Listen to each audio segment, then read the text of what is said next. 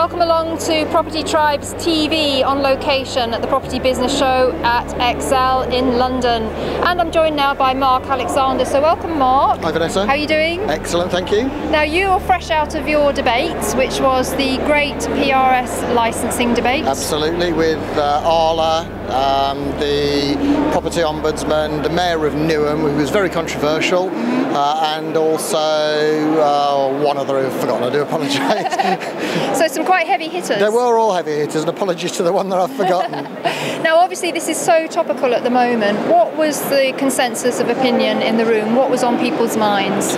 The primary one that was coming out and supported by everybody was that letting agents, it should be compulsory for letting agents to have deposit protection and have that deposit protection bonded, because as we know, Vanessa, an agent goes bust, he hasn't protected the deposits even though he says he has, he disappears, the landlord is still responsible, and I think the whole industry was combined in saying that that's got to be the case, and there was a lot of talk about in Scotland there is no sort of self-insuring option for deposits, and whether that should be implemented in England, both for landlords and letting agents. But of course, as the landlord is responsible for the deposit himself, then my argument was it should be the letting agents. If they're holding themselves out to be representing both tenant and landlord, there shouldn't be. It should be compulsory that it goes with a scheme where they're not actually in control of the money. Indeed. Now, there's some people talk about government regulation, other people talk about community and self-regulation. Was there an opinion of which was the best way to go? Well, I think everybody pretty much agreed that government regulation is not going to happen during this term of office. The one thing that people were talking about with regulation is whether it should be licensing, and whether the Localisation Act could actually make a difference, and whether councils could take on certain types of licensing there. The Mayor of Newham is looking to regulate landlords and letting agents under a licensing scheme, looking to charge £30, but gave some horrific examples of overcrowding and what have you, and I think, as all the panel pointed out, and I certainly did, that he's actually got all the armoury, without taking £30 off all the good landlords, but he's got all the armoury to close those down via environmental health officers. He can claim back up to a year's worth of rent that's been paid through local LHA.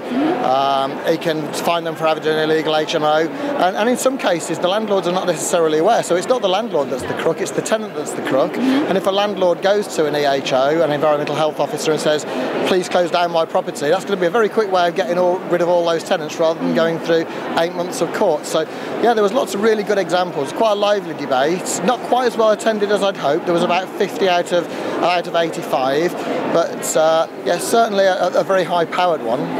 Now I think also so much about this is about educating tenants as well to work with a letting agent that has client money protection, and that protects them, it protects the landlord, and to work with an agent that is registered to some sort of official body like Arla or NALS, or use the Safe Agent scheme as well. So how can we educate tenants? There's a lot of talk about all of these bodies and how different they all are in terms of what they stand for. Yeah. And Safe Agent, literally, as long as you belong to another scheme, you can stick the State Safe Agent badge in your window. So if you're a member of Arla or NALS or TPO, you can have the Safe Agent badge. And you have client money protection. Yes indeed, but that comes with those other things. Yep.